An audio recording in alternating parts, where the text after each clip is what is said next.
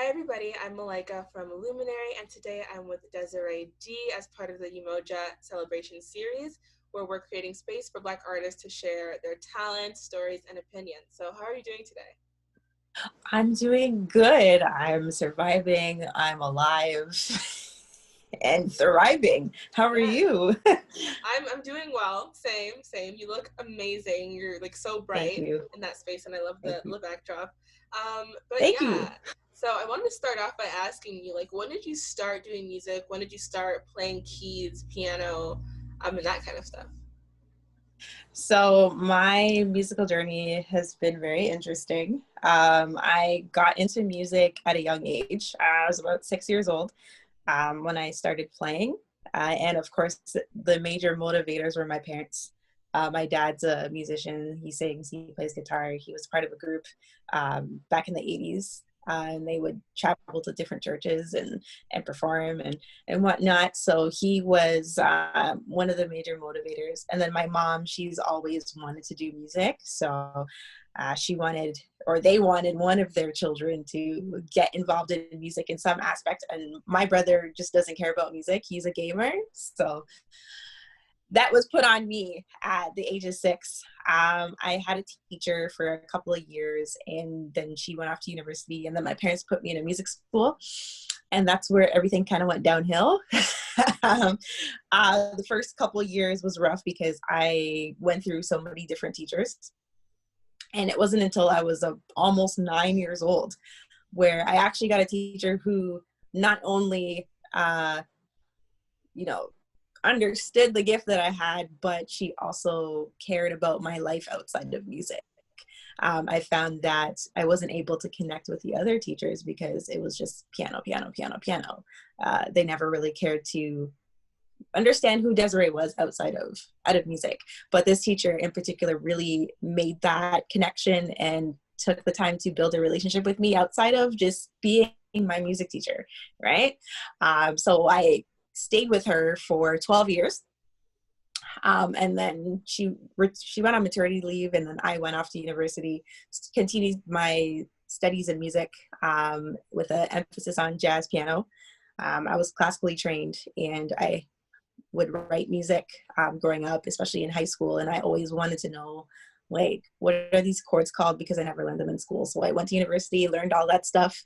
And aside from like playing in church as a teenager and still playing in church as of now, that kind of helped spark my creative side, because it wasn't just like classical stuff. Like I could do gospel, learn all the chords, and then do jazz and all of that stuff. So present day, I'm currently a teacher. I teach piano privately. I teach in the school system. So I teach for the Toronto District School Board, the Durham District School Board, as a music and math teacher from kindergarten to grade 8.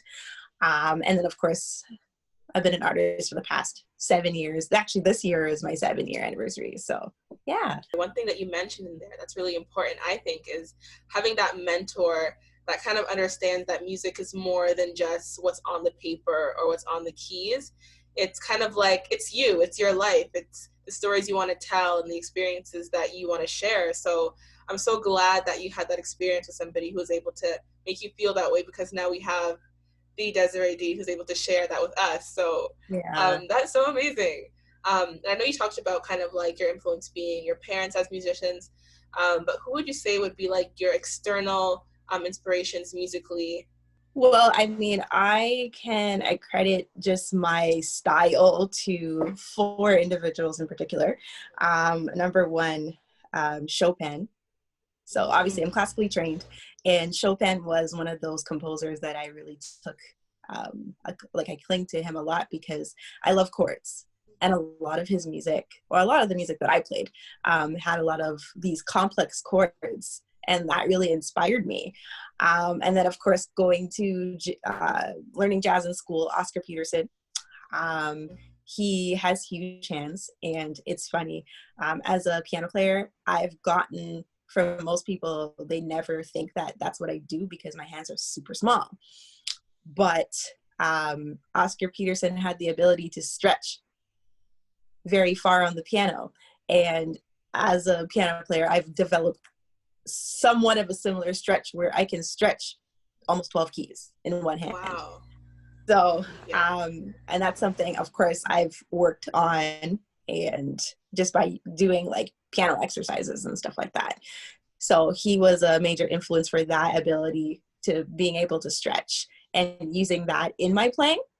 Robert Glasper, which a lot of people compare me to, which is, it's an honor to be compared to the great, because he's amazing. But just his unique ability to create his music, like his musical mind, is just out of this universe.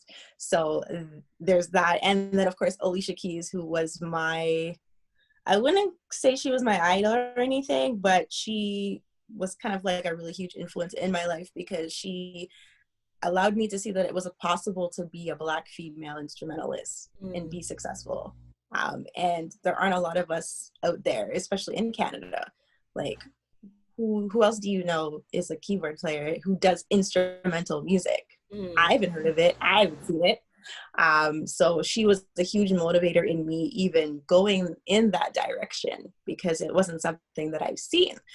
So those four people have influenced, like, not only my playing, but just the way that I think about music, the way that I want people to hear my music and perceive my music and understand me through my music. So yeah, I would definitely say that they have played a huge role in my journey. Yeah.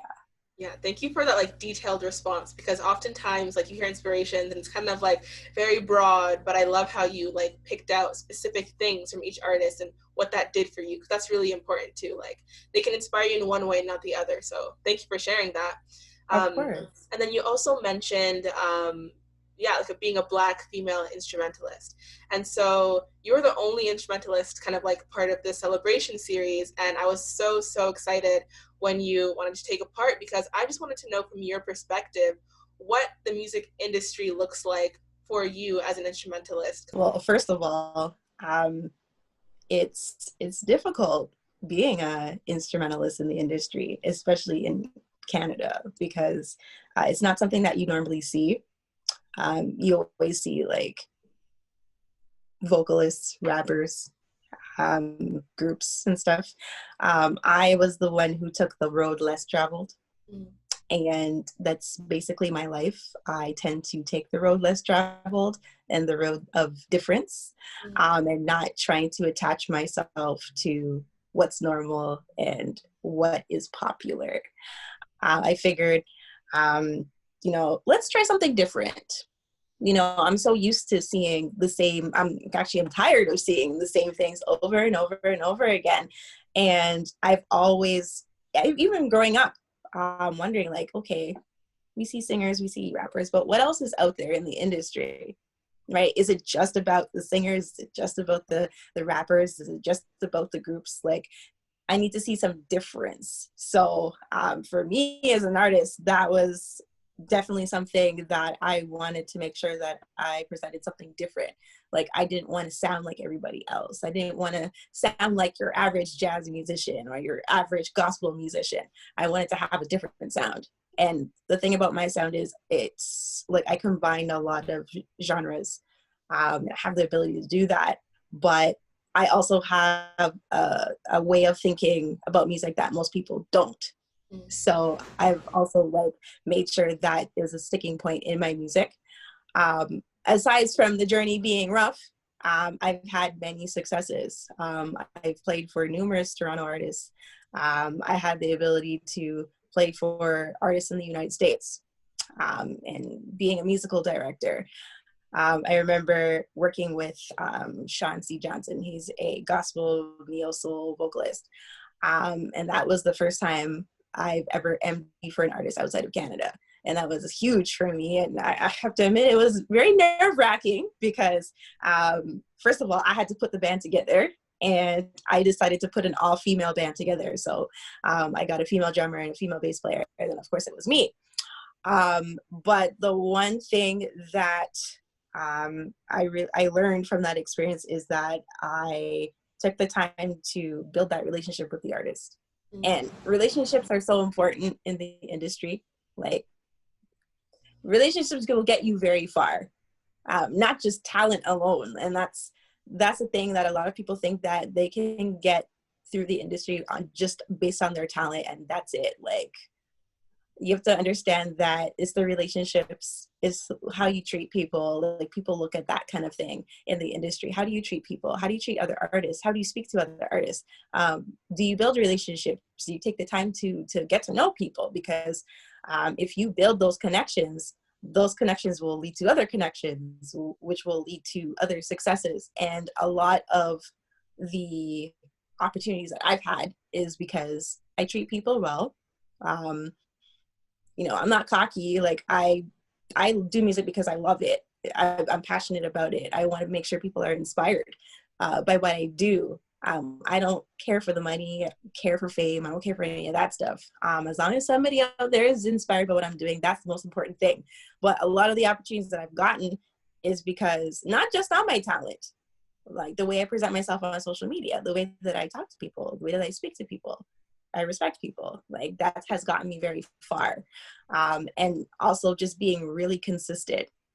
And that's something that a lot of people don't necessarily have. Consistency is huge. Like, even just my presence on social media, I've been able to be seen by some huge heavy hitters in the industry because I've been consistent on social media. So whether that's through the content that I post, I do a lot of content. People know me for my content on social media. And that is definitely something that sets me apart. I feel sets me apart from others, is consistency.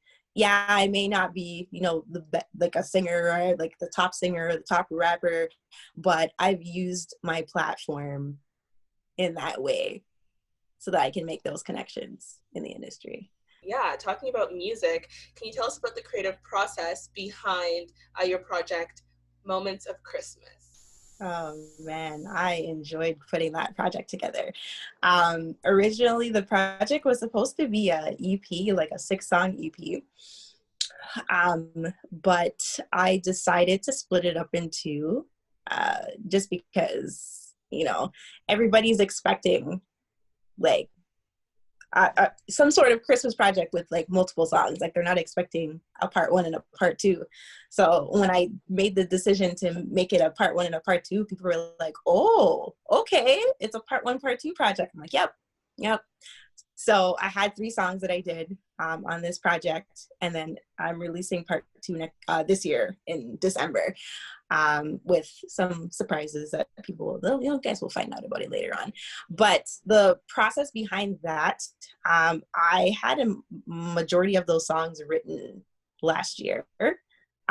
One song on there in particular, Moments of Christmas, I was inspired to write that because I wanted to share just my experiences of Christmas just from my childhood up until now. And I created these canvases to kind of give people a first look at, you know, what Christmas means to me, just growing up, and just the experiences that I had during Christmas. And I love Christmas. Christmas actually is 3 months after my birthday, exactly. And I've always loved putting up the Christmas tree the day after Halloween. Yes, I do that. Okay. And just blasting Christmas music, just getting in the Christmas mood because I love it so much. And I wanted to share those experiences in a project. So hence Moments of Christmas came about. Moments of Christmas, the actual song, I had written in 2018. And I did like a Christmas show. I normally do a Christmas show every year, but of course, because of COVID, I can't do that. But I did like a whole Christmas themed show centered around Moments of Christmas. And 2 years later, I was like, okay, let me do the project. So I split it up in 3, did my 3 songs. And then of course, the next part is coming. But that was kind of the inspiration behind that, was just kind of giving people a hint as to, you know, what's Christmas like for me, like in my household, and then kind of creating those canvases around those experiences that I had during the holidays. Okay, yeah, I love that. And I feel like Christmas time this year was a little bit different. It was different. So I think like the music and sharing that was like really important. So thank you for that. And I guess, like, I know that you said you originally kind of like built that in 2018, I believe it was, or like 2 years ago, you said. Yeah.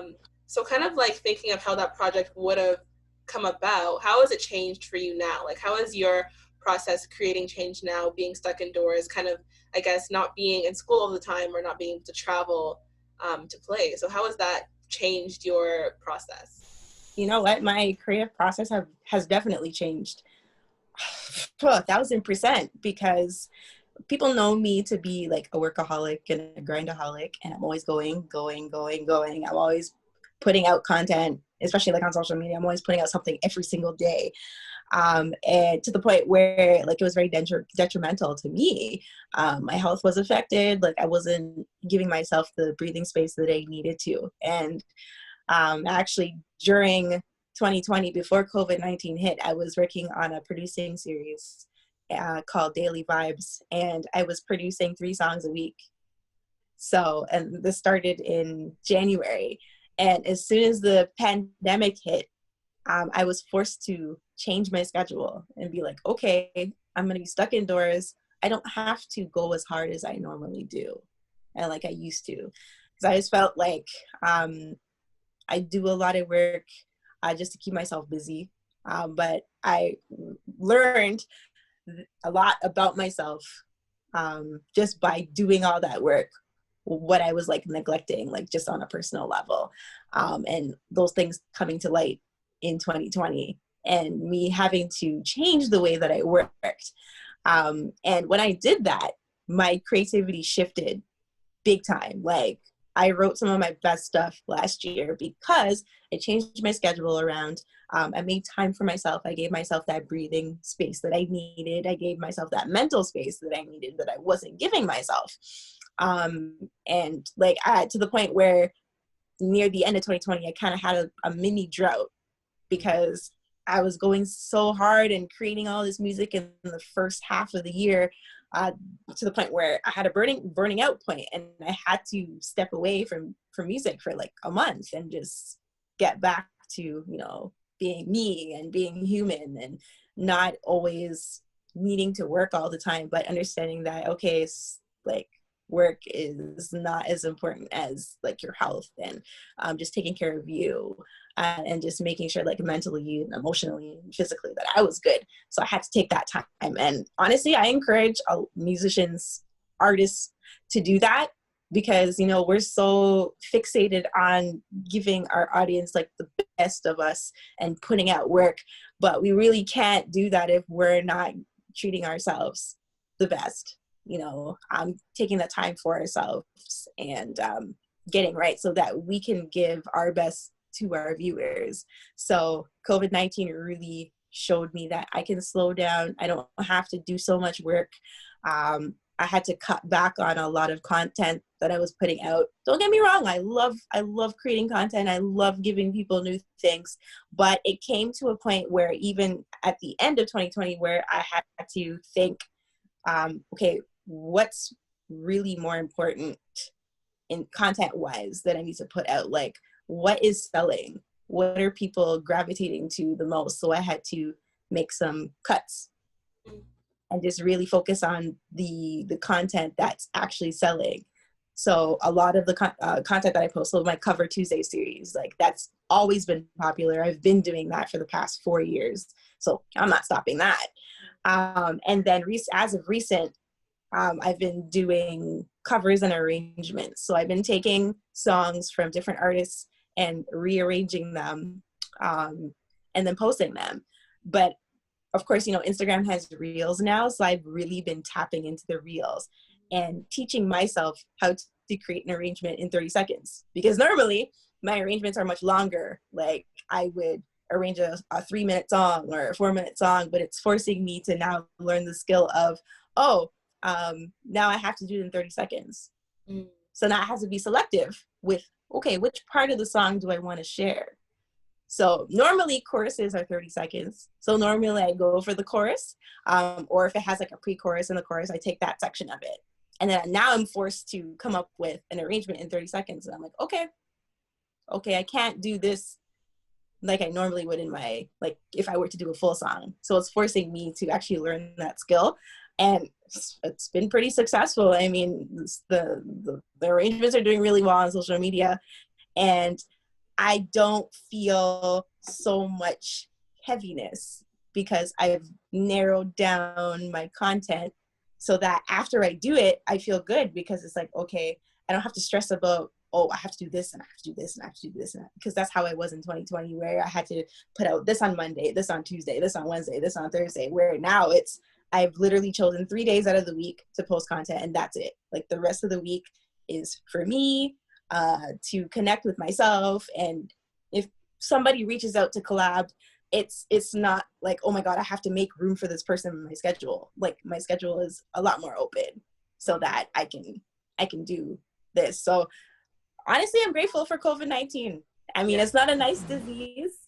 I will go on a limb and say that I actually was diagnosed with COVID-19 recently, and I went through it. It was rough. And it made me appreciate life a little bit more, just kind of going through it. And I honestly, like anybody, you'd never think that you would get it, but it can happen to anybody. And I'm just grateful that I didn't get it as bad as most people have, where they've ended up in the hospital or something like that. Like my symptoms were super mild, but I guess you could say it was kind of like an experience of like, oh my God, like I could possibly end up in the hospital with this. Mm-hmm. I don't know how this is going to go for me. It's kind of like a taste of like, oh my God, death somewhat in a way, right? Where it's like, you don't know how it could affect you, because I've seen how it affects other people. And then getting it is like, oh my gosh, am I going to lose my breath? Like, am I not going to be able to breathe? Like, do I have to get hooked up to a machine? But thank the Lord, it was just very mild. So even in that, and just going through that too, is just another wake up call. Like, just focus on myself, like make sure my health is like top notch, and not to neglect that area, because then I won't be able to do all of the stuff that I do now. So yeah. Well, COVID is real, and I'm so happy that you are healthy now and that you're doing well. One thing that really stood out to me, that you said, was like that drought. And personally, as an artist, I feel like I'm there as well, because like before COVID-19, it was like, or at least in 2019, like in the winter months, it was kind of like everybody's prepping for 2020, this big year. It's 2020, you know, like going fast. I was like speeding like my whole life, and I never allowed myself any time. But as soon as like March hit, was the first lockdown, it was like, whoa, loads of time. Now I'm like, okay, I'm pushing all this stuff out, like the content, writing.